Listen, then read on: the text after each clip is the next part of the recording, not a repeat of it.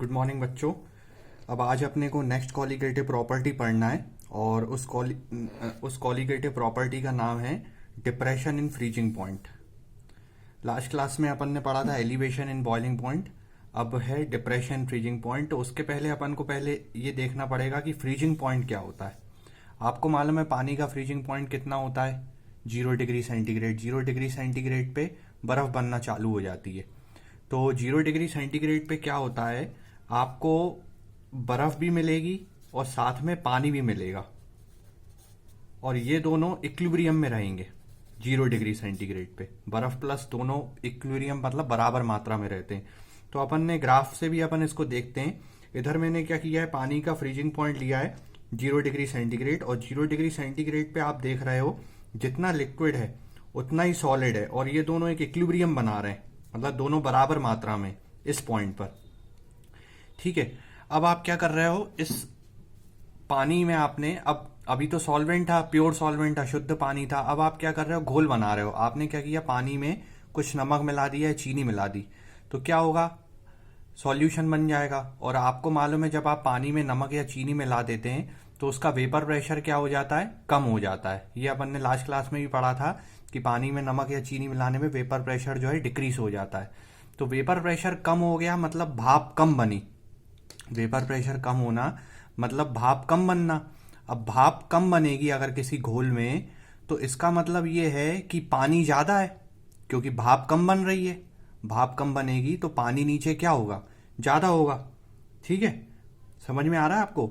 अगर आपका यहाँ पे क्या किया, आपने सॉल्यूशन बनाया है, सॉल्यूशन में आपने नमक या चीनी मिला दिया, तो आपको मालूम है जब सॉल्यूशन बन जाता है कुछ मिलाने से तो उसका वेपर प्रेशर डिक्रीज हो जाता है। वेपर प्रेशर डिक्रीज होना मतलब भाप कम बनना, भाप कम बनना मतलब पानी ज्यादा होना।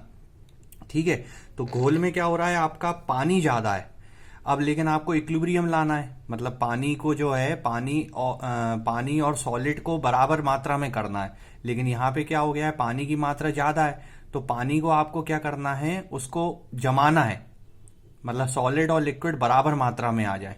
ठीक है, तो ये इस ग्राफ से अपन देखते हैं, ये सॉल्यूशन का ग्राफ है। सॉल्यूशन में आपने देखा है कि यहाँ ना वेपर प्रेशर देखो, इसका पहले दोनों 0 डिग्री सेंटीग्रेड पे वेपर प्रेशर ज्यादा था, लेकिन यहाँ पे क्या हो गया, वेपर प्रेशर डिक्रीज हो गया, इस पॉइंट से थोड़ा नीचे आ गया है। तो यहाँ पे पानी की मात्रा ज्यादा है, लेकिन आपको क्या करना है, इस पानी की मात्रा को बराबर करना है, जमाना है इसे। तो आप क्या करोगे, टेम्परेचर को कम करेंगे अपन। ठीक है, मतलब यहाँ आपने क्या किया है, ये सॉल्यूशन था, इसका वेपर प्रेशर कम हो गया तो आपने टेम्परेचर इसका कम किया, मतलब सॉलिड के बराबर लेके आए। तो यहाँ टेम्परेचर डिक्रीज किया जाता है पानी की मात्रा को कम करने के लिए, और जो डिक्रीज आपने किया है टेम्परेचर, इसी चीज को बोलते हैं डिप्रेशन इन फ्रीजिंग पॉइंट। ठीक है, पहले ज्यादा बड़ा टेम्परेचर आपका 0 डिग्री सेंटीग्रेड था, अब आपने इसे कम कर दिया, मतलब नेगेटिव में ले आए, नेगेटिव में ले आए, टेम्परेचर कम कर दिया अपन ने। नया टेम्परेचर कितना हो गया है, टी डैश। मान लो पहले जो 0 डिग्री था, अब आपने कर दिया है -2 डिग्री सेंटीग्रेड। तो टेम्परेचर यहाँ पे आपने डिक्रीज किया है।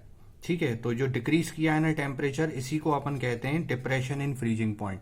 और कितना डिक्रीज किया है वो कैसे निकालोगे, बड़े टेम्परेचर में से अपन छोटा वाला टेम्परेचर को क्या करेंगे, माइनस करेंगे। ये छोटा वाला टेम्परेचर अपन ने लिखा था टी डैश से, और ये 0 डिग्री जो था वो अपन काय से लिख रहे हैं, टी एफ से। तो डिप्रेशन इन फ्रीजिंग पॉइंट का फॉर्मूला क्या आ जाएगा, T F minus T dash. ठीक है, ये आपका हो गया डिप्रेशन फ्रीजिंग पॉइंट, इसमें टेम्परेचर को कम किया जाता है। अब पिछली क्लास में अपन ने देखा था, राहुल ने क्या एक्सपेरिमेंट में प्रूव किया था, जैसे elevation in boiling point directly proportional होता है किसके, मोलैलिटी के, ऐसे ही डिप्रेशन इन फ्रीजिंग पॉइंट ये भी राहुल ने एक्सपेरिमेंट में प्रूव किया था। Depression in freezing point directly proportional किसके होता है, मोलैलिटी के। फिर ये प्रोपोर्शनल का साइन हटाएंगे, कांस्टेंट आ जाएगा के एफ। के एफ का नाम क्या है यहाँ पर, मोलर डिप्रेशन कांस्टेंट। फिर क्या किया, यहाँ मोलैलिटी का फॉर्मूला रख दिया, तो फाइनली डेल्टा टी एफ का फॉर्मूला निकल गया के एफ इंटू मोलैलिटी, और ये मोलैलिटी का ये फॉर्मूला है। तो आप जो है इसमें आपके एलिवेशन बॉइलिंग पॉइंट और इसके लगभग सेम फॉर्मूले आते हैं, तो आप एक याद करेंगे तो इसके न्यूमेरिकल दिए एनसीईआरटी में काफी सारे, उसको आप सॉल्व कीजिएगा। और रीडिंग थ्योरी मैंने आपको ग्राफ से समझा ही दिया है।